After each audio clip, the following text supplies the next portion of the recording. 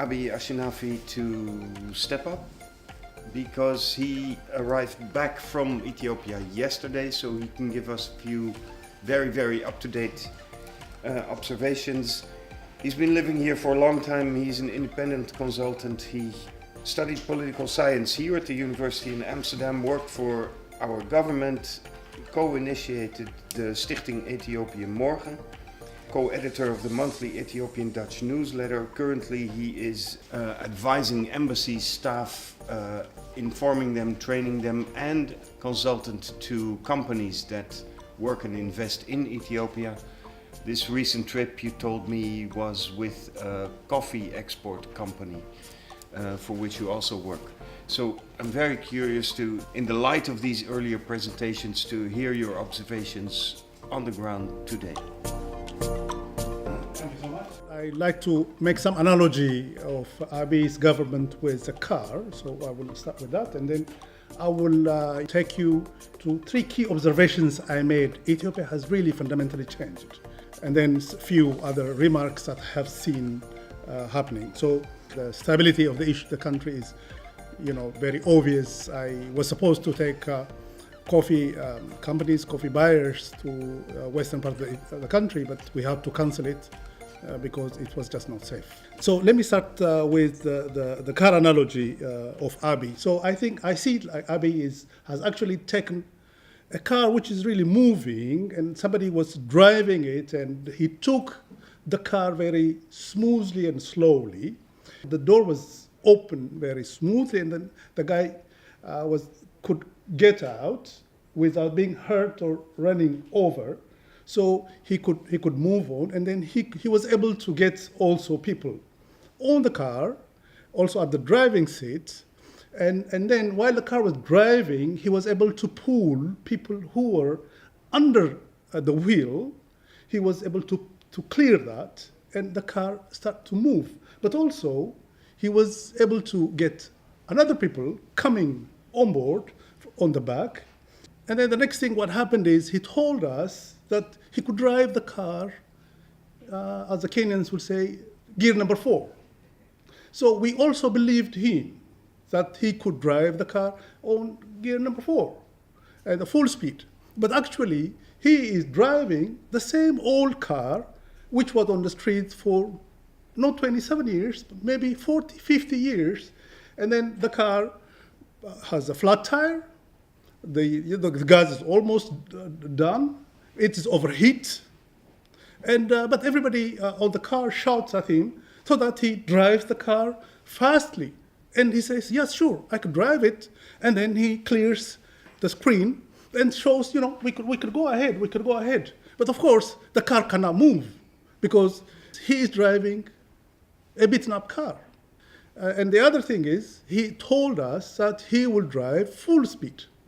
The third thing is, we also believed, and we said, you have to drive 120.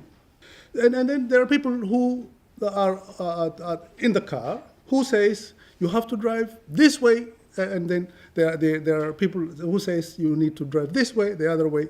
And then, importantly, there are people who boarded the car with him who are catching his steer, and then the one is steering the wheel to the left, and the other one is to the right. And then some people actually are trying to touch the pedal. So the car, Ethiopia driving like this. So I kind of see this analogy with Abiy.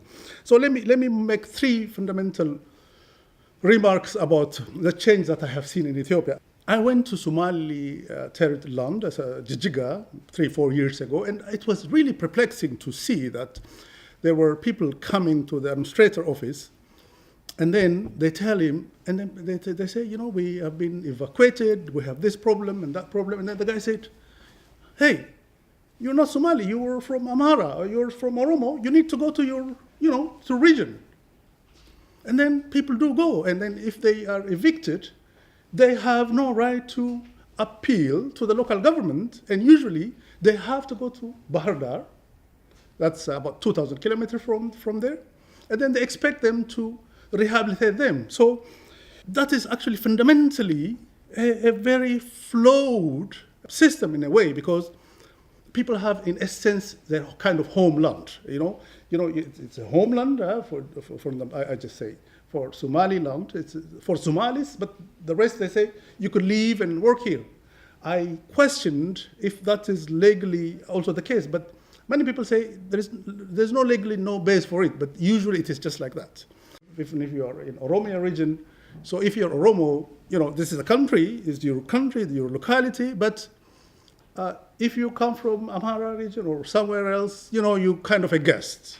So what requires is then every guest needs to have his own home country, homeland, which puts us in a very serious situation through which everybody needs to have his own land, his own kind of homeland. So I have seen this fundamental change, and this has not been the case when I was there. The other thing I have seen is, of course, everybody says that, there is some pressure between being Ethiopian and ethno-nationalism and Ethiopian nationalism. So that has been the case. But I have seen actually recently that this has dwindled down. I have seen, this is my observation, it doesn't mean that it's true, but I have seen that basically the Amharic-speaking elites usually used to be pro-Ethiopian groups.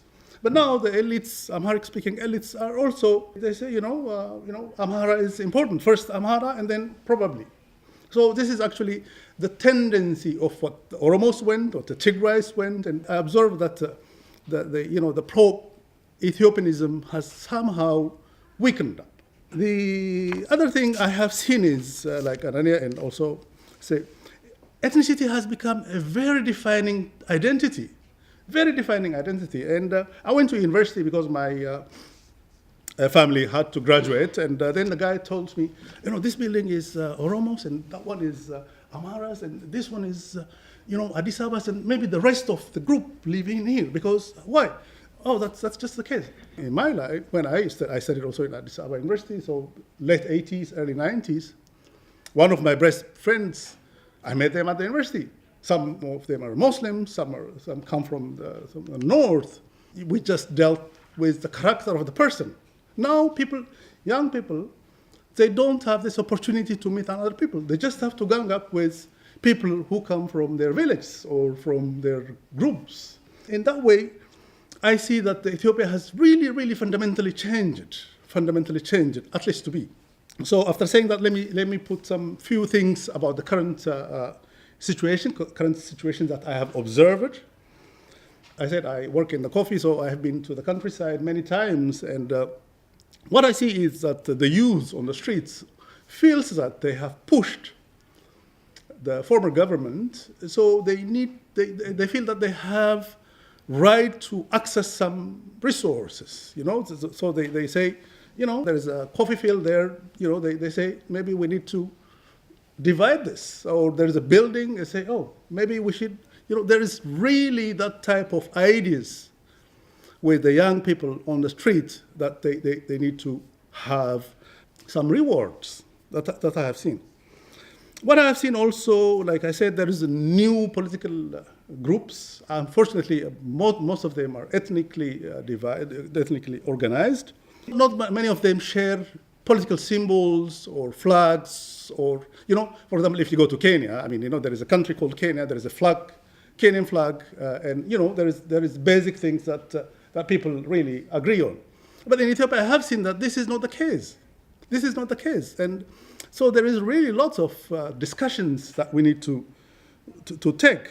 So also the EPRDF itself, you question whether it exists or not, I don't know. But we have seen that the leading political parties, they have been pulled from their own constituencies, a bit radical constituencies, the Amaras, also to a bit of to the extreme, and then the Oromos, the ODAP, also to a bit of the extreme. So actually, the middle is a bit vacated. That I have seen.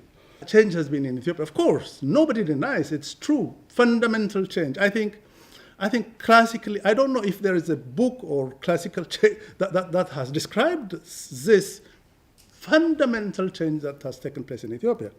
But the lower stratum didn't change. There are people still in power who were, responsible in the older type. It's a bit of paradoxical. We say it's a fundamental change, but still, the law structure didn't change yet. The other one I have seen is, I see that the economic policy in Ethiopia we have, for example, is fundamentally flawed because now the basic emphasis is the textile is a very important sector in which the government has heavily invested. Actually, if you look at the textile industry, the major investors come from Bangladesh, they come from Indonesia, and actually a low labor country. Even they're looking for much lower labor. Yeah, and some statistics show that the turnover rates in some of these industrial parks, 30%. People come and then they give them 700 birr, about 20 euro, 50 euro. They just cannot live on it. Also, they just move out, or they live under very bad circumstances. And not only that, if you look at the textile industry, Ethiopia imports even cotton. You import cotton, and you put a lot of young people labor in it, and then you try to I don't think that's a very good strategy. I think Ethiopia needs to invest in terms a lot on agriculture, in terms of new agriculture. I've been to Walaga a lot of times, to all parts of Ethiopia. A little bit of mechanization is a bit in Arsi, a bit in Mbale, but I haven't seen any tractors anywhere. And it's so strange to see that the agriculture has been left really left rotten, and we need to, there's a need to do something about it. Also, the other one is we expect a lot of miracles from Abiy, and Abiy has a bit difficult position because he comes from ODP, and the ODP actually, when all the Oromo nationalists doesn't buy his rhetoric in terms of the greater Ethiopia, the greater this. They don't buy his rhetoric. So he doesn't have a full support, actually, from the elites, you could say. And it's a very difficult position to maneuver in. People say, actually, the pressure now on Abiy is to use force, because there is to say, there's no law and order, so Abiy need to take force, to use force. And then what I have heard, what he's saying, also people around him say, we've been using force for how many years? 20 years? 30 years? 50 years, 100 years, it's been all forced. Let's try to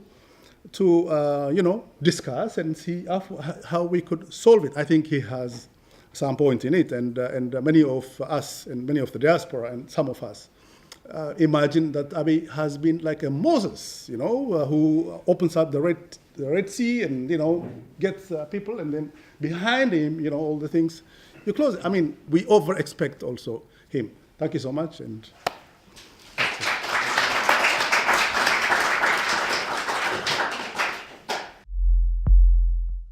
ጤና ይስጥልን። እባክዎ ቻናላችንን ሰብስክራይብ ያድርጉልን። ደውሉን ከተጫኑ በቀጥታ እንገናኛለን። ስለተባበሩ እናመሰግናለን።